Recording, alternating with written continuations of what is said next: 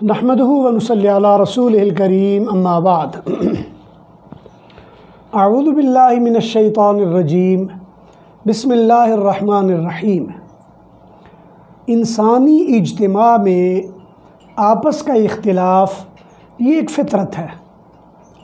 کسی بندے کا اس اختلاف کو بنیاد بنا کر کسی کی تضحیق، توہین یا اس کی کمی ظاہر کرنا یہ کوئی ایسی بات نہیں ہے جس کو عقل مندی کہا جا سکے، اس لیے کہ انسانی اجتماع ہر بندے کا الگ مزاج اور الگ طبیعت، الگ ماحول اور الگ انداز ہوتا ہے۔ اخلاقی طور پر ہونا یہ چاہیے کہ جب اختلاف پیدا ہو، اختلاف کو ہوا دینے کی بجائے اس میں قرب کا ذریعہ پیدا کیا جائے۔ اسلامی تاریخ میں حضور اکرم صلی اللہ علیہ وسلم جب تک دنیا میں موجود رہے، صحابہ کرام کے مابین مختلف مسائل میں اختلاف ہوتے تھے، لیکن وہ اختلاف فوراً حل کر دیے جاتے تھے جب حضور اقدس صلی اللہ علیہ وسلم کی خدمت میں پہنچتے تھے۔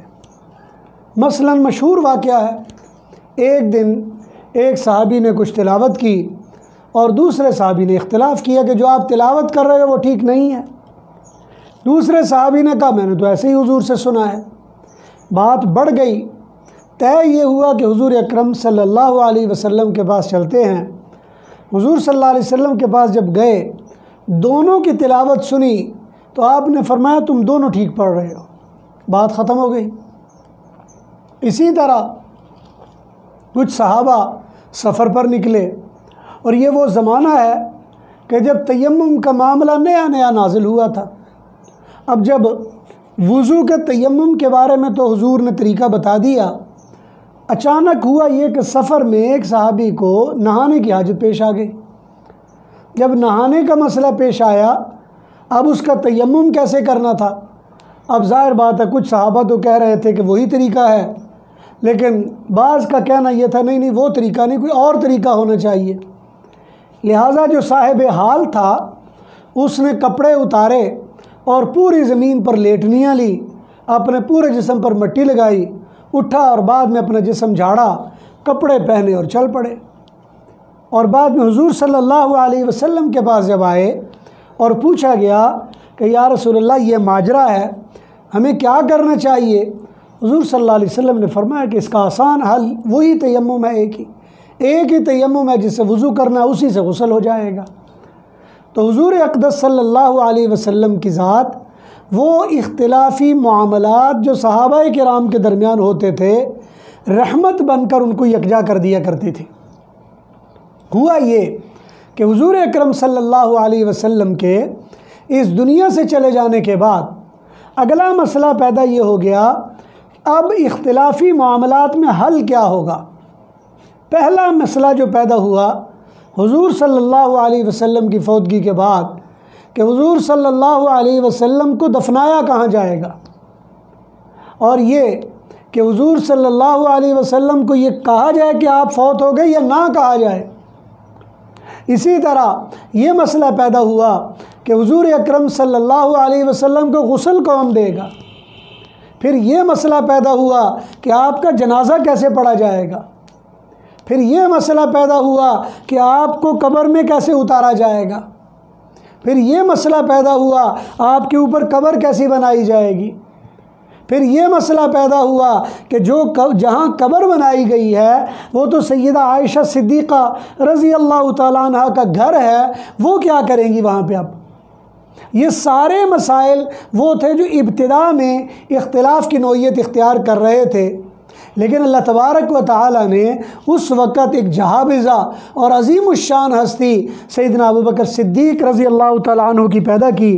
انہوں نے ان سارے مسائل کو بڑے احسن طریقے سے اور بڑے آرام سے ان کو حل کیا اور امت کو آگے لے کر چلتے گئے۔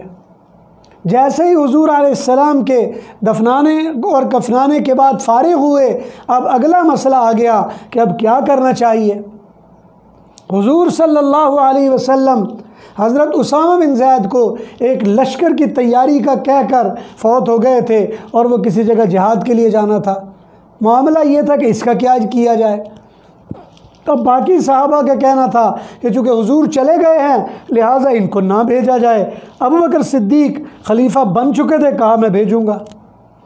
اسی طرح خلافت کے معاملے میں مدینہ میں انصار و مہاجرین کے درمیان اختلاف آیا کہ جی امیر کون ہوگا، اور وہ یہ کہنے لگے کہ امیر منا و امیر منکم، ایک امیر تم میں سے ہو جانا چاہیے، ایک امیر ہم میں سے ہو جانا چاہیے۔ اللہ تبارک و تعالیٰ نے اس معاملے کو سدھارا اور معاملہ آگے بڑھ گیا۔ یہ معاملے آگے بڑھتے بڑھتے معاملہ زیادہ بگاڑ کی طرف اس وقت گیا جب سیدنا عمر فاروق رضی اللہ تعالیٰ عنہ کا زمانہ آیا۔ آپ نے کوفہ کو بنیاد بنا کر کوفہ کو ایک چھاؤنی بنایا، اور اس کے بعد ایران اور فارس کی فتوحات کی طرف متوجہ ہوئے۔ فارس کی فتوحات یہ اسلام میں رخنہ اندازی کی ابتدا شروع ہو گئی۔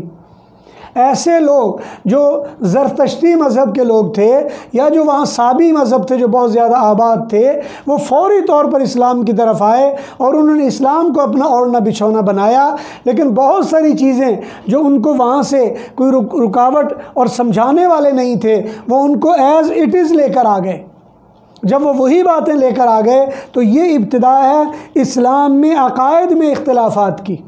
اسلام میں عقائد کے لحاظ سے اختلافات پیدا ہوئے۔ جہمیہ فرقہ بنا، قدریہ فرقہ بنا، جبریہ فرقہ بنا، معتزلہ فرقہ بنا، اسی طرح روافض کا فرقہ بنا، یہ سارے فرقے بنتے چلے گئے۔ سیدنا عثمان رضی اللہ تعالیٰ عنہ کے حامی اور مخالفین کی وجہ سے دو فرقے بنے، ایک فرقہ جو حضرت عثمان رضی اللہ تعالیٰ عنہ کا حامی تھا اور دوسرا جو ان کے مخالف بن گیا تھا۔ مخالفت کرنے والے فرقے نے آگے بڑھ کر ایک نیا روپ اختیار کر لیا جو حضرت عثمان کی شہادت کے بعد شیعہ نے علی اور بعد میں شیعہ بن گئے۔ اسی طرح امت میں ایک طبقہ جو شیعہ نے فاطمہ بن گیا، جس کا وجود آج بھی یمن کے اندر پایا جاتا ہے۔ اسی طرح شیعہ نے معاویہ بن گیا، ان کا اپنا ایک نظام بن گیا، اور یہ الگ الگ گروہ تھے جو اپنے اپنے لیڈر کے طور پر اپنا شناخت کرتے تھے۔ اور صحابہ کرام کی ایک بہت بڑی جماعت ایسی بھی تھی جو اس اختلافات سے بالکل سائیڈ لائن ہو کر زندگی گزار رہے تھے اور اس معاملات میں وہ آئے ہی نہیں۔ ان کا کہنا یہی تھا کہ بھائی کلاکم علی الخیر، تم دونوں خیر پر ہو، لہذا ہم نہ تمہارے ساتھ چل سکتے ہیں نہ تمہارے ساتھ چل سکتے ہیں۔ ایک بہت بڑا طبقہ صحابہ کرام کا ایسا بھی تھا۔ لیکن ہوا یہ کہ جب سیدنا علی رضی اللہ تعالیٰ عنہ کا زمانہ آیا تو یہ اصل میں انتشار کی پریکٹیکل انتشار کی ابتدا ہوئی۔ یہاں سے حضرت عثمان رضی اللہ تعالیٰ عنہ نے اپنے حامی اور مخالفین کو مد مقابل نہیں ہونے دیا، لیکن حضرت علی رضی اللہ تعالیٰ عنہ کا زمانہ آیا تو حامی اور مخالف مد مقابل ہوئے، جنگیں ہوئی اس کے لیے، ایک دوسرے کی گردنیں بھی اتاری گئیں۔ ایک وقت وہ بھی آیا کہ جب سیدنا حضرت معاویہ رضی اللہ تعالیٰ عنہ نے حضرت عائشہ کو خط لکھا کہ آپ ہماری ماں ہیں، آپ ہماری ماں بن کر ہمارے درمیان مصالحت کروائیے۔ یہ مصالحت کروانے گئیں جس کو آج بھی لوگ بڑی طعن اور تشنیع اور تنقید کے نام سے دیکھتے ہیں، حالانکہ آپ کے جانے کے مقاصد قطعاً یہ نہیں تھے کہ وہ کسی کی ایک کی حمایت کر کے دوسرے کی مخالفت پر جا رہی تھی، وہ تو اپنے ماں ہونے کا حق ادا کرنے کے لیے جا رہی تھی۔ لیکن یار لوگوں نے وہاں بھی ایسا کام ڈالا کہ جس سے فتنہ انگیزی زیادہ ہو گئی۔ تو یہ وہ دور ہے حضرت علی رضی اللہ تعالیٰ عنہ کا زمانہ اور اس کے ماں بعد کا زمانہ۔ یہاں سے فتنے اپنی لگاموں سے باہر ہو گئے، یہاں سے فتنے پھیلنا شروع ہوئے، اور ایسا ماحول بنا کہ 1400 سال گزر جانے پر بھی آج تک وہ ختم ہونے میں نہیں آتا۔ آج تک ہم لٹھ لے کر اسی رسی اور یعنی سانپ کے گزرنے کی جگہ، سانپ تو گزر چکا لیکن اس کے گزرنے کی وہ جو لائن بنی ہوئی ہے اس کو پیٹنے میں لگے ہوئے ہیں۔ آج 1300 سال گزر چکے ہیں، آج تک ہم یہ اس چکر میں پڑے ہوئے ہیں کہ جی فلاں حق پر تھا یا فلاں حق پر تھا، فلاں نے ٹھیک کیا یا فلاں نے ٹھیک کیا۔ آج تک ہم جج بن کر یہ فیصلہ کرنے میں لگے ہوئے ہیں کہ جی علی جو تھا وہ ٹھیک تھا یا معاویہ جو تھا وہ ٹھیک تھا، جو عائشہ نے کیا وہ ٹھیک کیا یا غلط کیا۔ آج تک ہم اس معاملے میں پڑے ہوئے ہیں، آج تک ہم یہ سوچ میں پڑے ہوئے ہیں اور جی اسلام میں تو اصل میں خلافت تھی اور ملوکیت کی بنیاد فلاں نے رکھ دی ہے، اور نتیجہ یہ ہے کہ ملوکیت کے نام پر صحابیت پر طعن کا رواج عام ہونے لگ گیا ہے۔ اس لیے میرے محترم یہ وہ فتنوں کا ابتدا ہے اسلام میں کہ جس سے فتنے پھر کھلے نہیں ہیں۔ اور پھر ایک حدیث ہے حضور اکرم صلی اللہ علیہ وسلم حضرت سیدنا عثمان رضی اللہ تعالیٰ عنہ کو خواب میں ملے اور فرمایا کہ جو دروازہ آج آپ کی وجہ سے بند ہے اگر وہ کھل گیا تو قیامت تک اس کو کوئی دوبارہ بند نہیں کر سکے گا۔ اور حقیقت یہ ہے کہ سیدنا عثمان رضی اللہ تعالیٰ عنہ کی شہادت کے بعد آج تک بڑے سے بڑے فرقے کو آپ دیکھ لیجئے، اور میرا یہ ذاتی مطالعہ اور مشاہدہ ہے اور تجربہ ہے، مجھے بڑے سے بڑے فرقوں میں ایسا اختلاف نہیں ملتا جس کو آپ اختلاف کہہ سکیں، لیکن حقیقت بات یہ ہے کہ وہ اختلاف کی بنیاد پر فرقے بنے ہوئے ہیں۔ میں اپنے شیعہ دوستوں سے کئی مرتبہ ملاقات ہوئی اور میں نے ان کو کہا کہ بھئی آپ میرے ساتھ 10 گھنٹے گفتگو کریں، لیکن صرف تاریخ کا ایک واقعہ جس کو آپ واقعہ کربلا کہتے ہیں اس کو ایک سائیڈ پہ کر دیں، چلیں میرے ساتھ گفتگو شروع کریں۔ 10 منٹ گفتگو نہیں کر سکے، اس لیے کہ مسئلہ یہ ہے فقہ حنفی اور فقہ جعفری یہ تقریباً 70% سے زیادہ ایک جیسے مسائل ہیں۔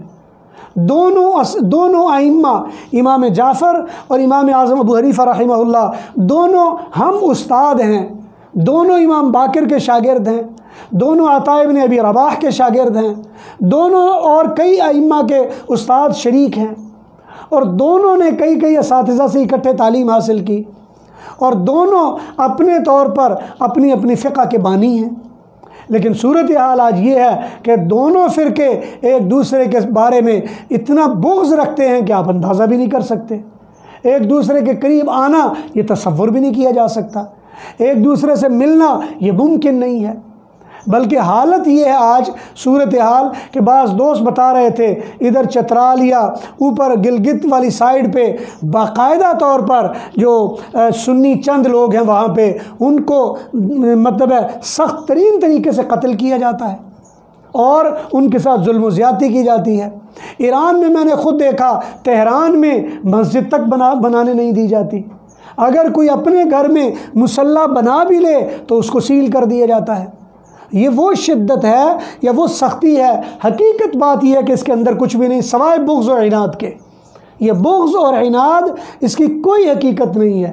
اگر ہم صرف یہ طے کر لیں کہ چلو جو معاملات گزر گئے ان کو اللہ پر چھوڑ دیں، آج ہم نئے سرے سے معاملات طے کرتے ہیں۔ قرآن کریم میں اللہ نے یہی ضابطہ بتایا، فرمایا تلک امۃ قد خلت لہا ما کسبت، جو چلے گئے جو ان کا طریقہ تھا وہ ان کے ساتھ، ولکم ما کسبتم، جو تم کرو گے وہ تمہارے ساتھ ہوگا، ولا تسألون عما كانوا يعملون، جو وہ کرتے تھے ان کے بارے میں تم سے نہیں پوچھا جائے گا۔ اگر یہ رویہ آج ہم طے کر لیں تو یقین جانیے کہ مسئلے ختم ہو جائیں گے۔